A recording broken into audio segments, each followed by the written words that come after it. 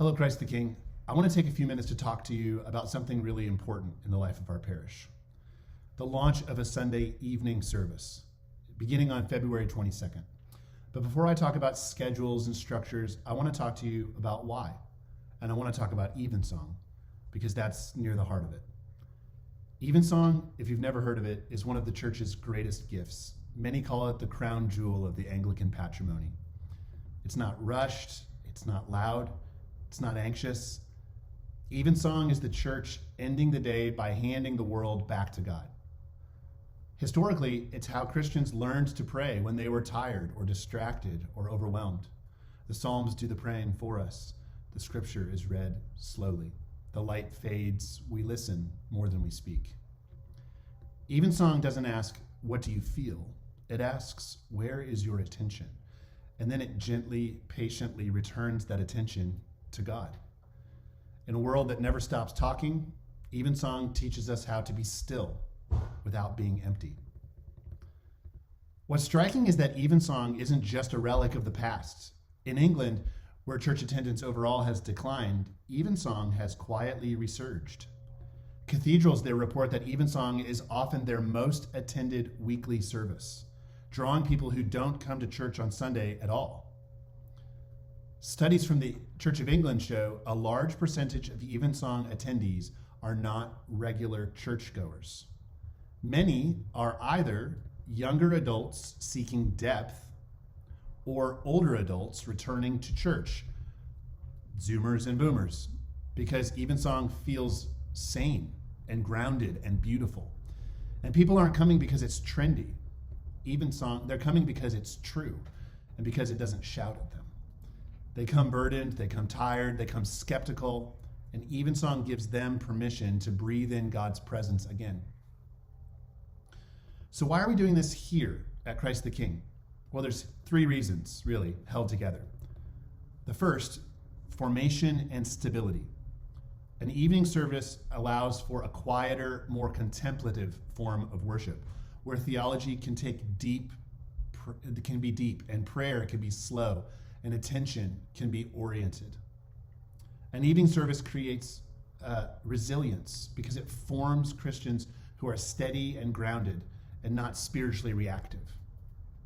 Second, capacity and welcome. We're growing, and we want to welcome new people without crowding or rushing the morning service. An evening service creates space, especially for seekers, new families, and those who don't fit the Sunday morning mold. Third, mission and multiplication.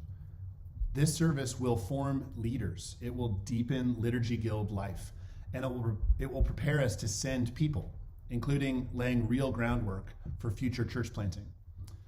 Healthy parishes multiply, not by rushing, but by forming people deeply. And this service will do that. It's not just an add-on, it's a strengthening of who we are and who we've been. Let me tell you what the evening will actually look like. Each week in the evening, we're still sorting out the time, that'll be in the survey, we'll gather for Evensong and Eucharist. This will serve as a full Sunday service. It's not just an add-on to the morning service. This can be someone's full Sunday service. The preaching will be shorter than in Sunday morning, about 12 to 14 minutes, and we'll move chapter by chapter through the book of Revelation. Not sensationally, not speculatively, but pastorally, liturgically, insanely. Revelation's not a puzzle book, it's a worship book. It was written to comfort suffering Christians, steady, anxious hearts, and fix our attention on the Lamb who reigns. After the service, we'll share light hospitality, decaf coffee, sherry, something hearty, and something dessert. And then we'll gather again for brief catechesis. The catechesis will continue the same chapter we just heard the homily about, and we'll be answering questions in discussion groups. It'll ground us in scripture and in church tradition.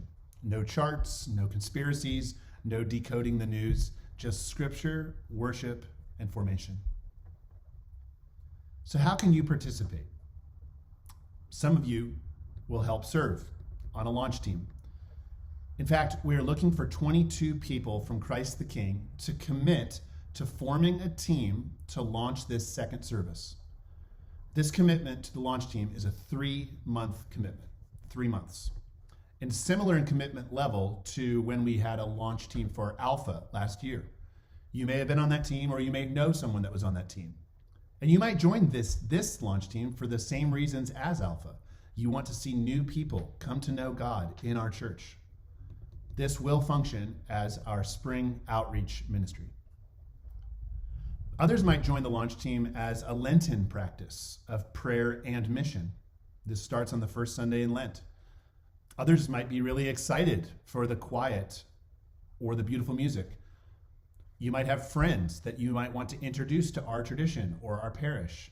Whatever your reasons, I ask that you strongly consider joining the launch team for this second service. But whether or not you join the launch team, I do ask three things of you.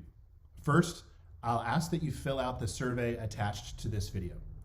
Second, please tell your friends and acquaintances about this new service. Invite them. And third, pray for this new endeavor. Evensong teaches us how to end the day and how to live faithfully in uncertain times. I believe this service will be a gift to our parish, to our city, and to people who don't know much yet, how much they need quiet, beautiful truth. I'm deeply grateful for you. I'm excited to take this step together. On the first Sunday in Lent, February 22nd, we will have our first launch service for Evensong and Choral Eucharist. I hope you'll join the launch team, and I hope to see you there.